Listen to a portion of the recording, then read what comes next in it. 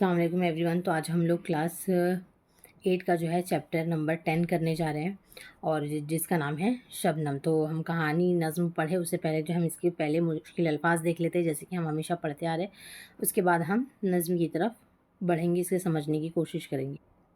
पहला अल्फाज क्या है? शबनम, है ना, जो हमारे टाइटल का सबक का नाम है। यानी टाइटल है जो क्या होता है, औस की बूंद, यानी बारिश जो औस गिरती है रात के वक्त में, जो हमें पत्तों पर नज़र आते हैं ना, वो पानी की जो बूंद है वो क्या कहलाती है? शबनम। सहरा यानी जंगल, ठीक है। सहरा बयाबान सुने होंगे आप लोग, सुने क्या मतलब कहानी अगर पढ़ने के आदी होंगे, अगर उर्दू भी बुक रीड करते होंगे ना, तो आता है एक बार एक साथ में ऐसे सहरा बयाबान, यानी कि जंगल, घना जंगल। गौहर का मतलब होता है मोती, गौहर यानी मोती। खुर्शीद यानी सूरज, आफताब, है ना। सूरज का दूसरा नाम क्या है? आफताब।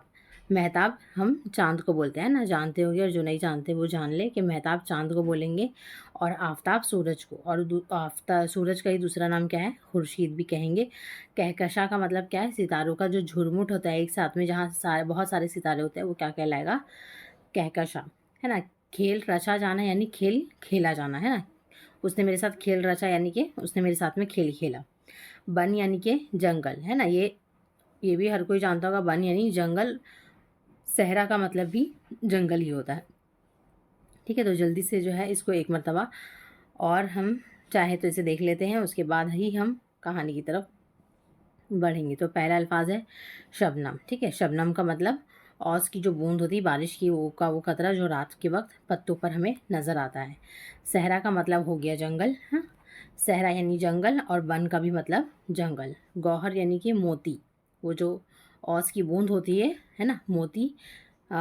खुर्शीद यानी कि सूरज को कहेंगे, आफताब को कहेंगे। कहकशा यानी सितारों का जो झुरमुट है वो क्या कहलाता है? कहकशा। खेल रचा जाना यानी खेल खेल लेना। वन का यानी कि जंगल हो गया। अब हम आगे बढ़ते हैं। क्या ये तारे हैं ज़मीं पर जो उतर आए हैं, या वो मोती है कि जो चांद ने बरसाए हैं? यानी ज़मीन, वो जो ये जो ओस की बूंद है ना, शबनम है। क्या कह रहा है कि क्या ये तारे हैं ज़मीं पर जो उतर आए हैं, यानी कि ये आसमान पर जो तारे हमें नज़र आते हैं, क्या ये वही है जो ज़मीन पर हमें दिखाई दे रहे हैं, उतर आए हैं? या वो मोती है जो चांद ने बरसाए है, यानी ये वो मोती है जिसको चांद ने क्या किया है? बरसाया, यानी जो रात के वक्त चांद निकलने के बाद जो अपना नूर वो बिखेरता है, जो हमें पत्तों पर नज़र आता है, ये वही है। क्या वो हीरे हैं जो सहरा ने बड़े पाए हैं, या ये वो हीरे हैं जो जंगल ने क्या किए हैं, जंगलों को मिले हैं, है ना। सहरा को मिले हैं यानी जंगल को मिले हैं, ये वो हीरा है। ना बहुत दूर पहुंच जाए मेरी बात कहीं, अपने आंसू तो नहीं भूल गई रात कहीं। यानी कि ये बात जो है मेरी बहुत मतलब फैल ना जाए, हर कोई जान ना जाए, हवा ना हो जाए, है ना। अपने आंसू तो कहीं रात ये नहीं भूल गई, यानी कि रात जो है कहीं रो रही होगी और उसी के तो आंसू ये नहीं है, और ये जो है बात कहीं जो है पूरे ज़माने को ना पता चल जाए और पूरे ज़माने में ना फैल जाए, ठीक है। उसके बाद है,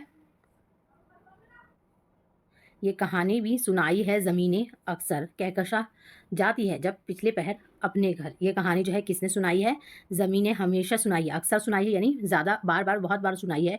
कहकशा जाती है जब पिछले पहर अपने घर, यानी जब कहकशा जब जाती है, यानी कि आसमान में जो बहुत सारे तारे, यानी कि रात जब जाती है तो वो क्या करती है? अपने पिछले पहर, यानी इससे पहले जो दिन था, धूप थी, गर्मी थी, वो क्या करी? जो अपने अंदर ली है आसमान ने, कहकशा ने, वही क्या करती है? बरसाई है ज़मीन के ऊपर। फेंकती जाती है हँसती हुई लाखों गौहर। और क्या करती है? जब कहकशा आता है तो उससे पहले क्या करता है? एक पहर दो जो है अपने घर छोड़ कर आता है, और वही क्या करती है? फेंकती हुई आती है अपनी हँसती हुई लाखों गौहर, यानी लाखों मोतियाँ क्या करती है? बिखेरते हुए आती है। और हर सुबह को ये खेल रचा जाता है, और ये काम जो है हर सुबह को खेल खेला जाता है, यानी ये हर शाम को जो है हमें, हर सुबह को जो है ये गौहर जो है हमें दिखाई देता है। इनको खुर्शीद की पलकों से चुना जाता है। और ये कैसे जो है मतलब होता कैसे है? ये मोतियाँ कैसे बरसती है, पत्तों पर दिखाई देती है?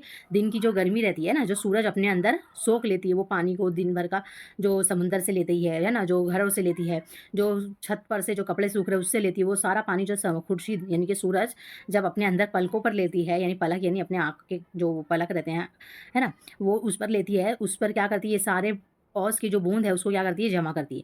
जिस तरह बाग के फूलों को चमन प्यारा है, यानी कि बाग के फूल जो फूल है ना, उसको अपना चमन प्यारा है, यानी अपना बाग प्यारा, वहाँ पर रहने में वो खुशी महसूस करती है। लेकिन जैसे बाग तोड़ दिया जाता है तो वो उसका उसकी खुशी छिन जाती है। उसी तरीके से वन में जो खिलती है कलियाँ उन्हें वन प्यारा है।